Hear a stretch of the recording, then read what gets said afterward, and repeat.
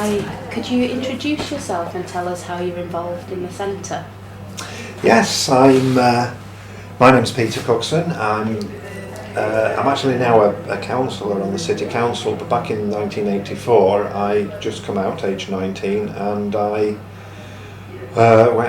started going to youth group from, I think it was about May 1984, and I was involved in the youth group from then until 1992. I did various things. One of the main things was we set up a switchboard just for young people, and I was a volunteer on that for 2 years. It was very interesting. It was the first time I'd ever volunteered for anything like that. And I remember my first day very clearly, because I remember exactly what I did. It wasn't here, it was on Bloom Street, sit number 61A, with a little door and a bell. It was a basement. And I walked around the building 3 times before plucking up the courage to ring the bell.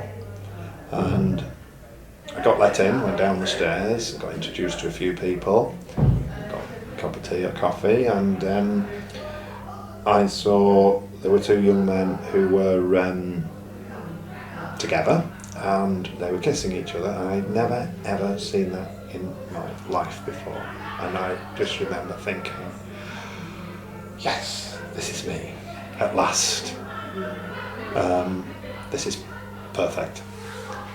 And it was a sort of eureka moment, if you like.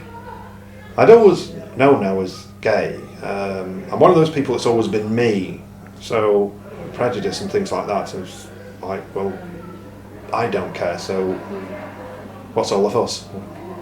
But in those days we had a lot of battles to fight. We had constant prejudice at work. You wouldn't get anybody coming out at school in those days because that would be suicide.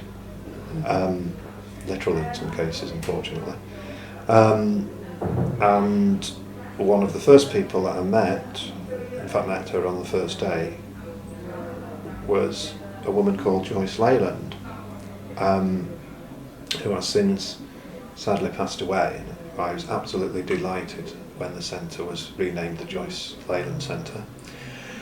And she was she really was one of the greatest human beings I have ever met. She was fantastic.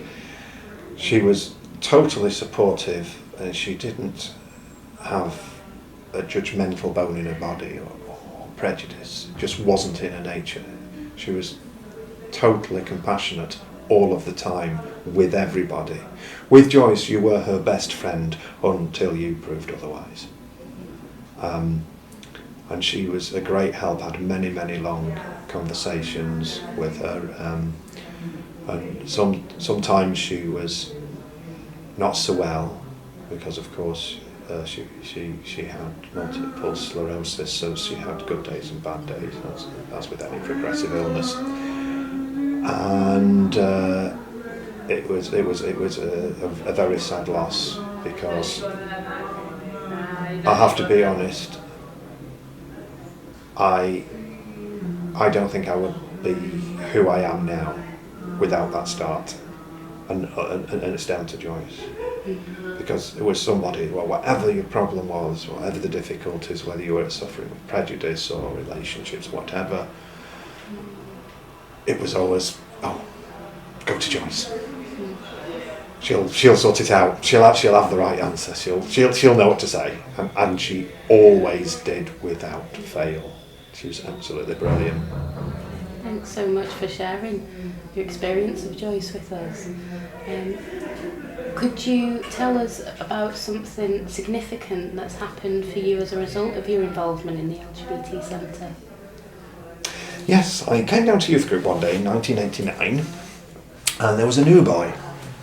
And this was always an exciting time if there was a new boy, or for the girls a new girl, for the single people, because there was a little bit of, competition's the wrong word, but a bit of, there's a new person, I wonder if, I was very quiet. And I said to a friend, who's that? He said, oh, you weren't here last week? I said, no. I said, oh, it's David. I said, but it's from Lancaster. I said, oh, right. we were all going to the pub afterwards, and he was on his own in a corner, and he said, "It's very pretty." So I went over and said, "Well, we're all going to the pub. Do you want to come around?" Yeah. We got talking in the pub. So this boy's really nice, and exchanged phone numbers, and then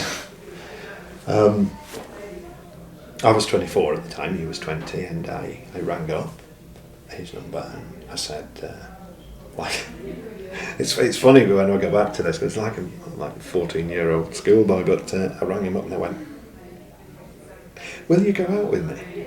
I actually said that on the phone, can you imagine? And he said, "Yeah." A couple of days later, I rang him again. So, "Will you go out with me?" I said, "Yeah." So that was nice. And what happened next? Oh yes, I nearly forgot. And we celebrate our 25th anniversary this May. Oh, lovely. That's wonderful. So yeah, I'm 48 now and he's 45, I think. Brilliant. Congratulations. That wasn't intentional, but we sort of just stuck with it, and we just sort of every so often fall back in love with each other, which is quite nice.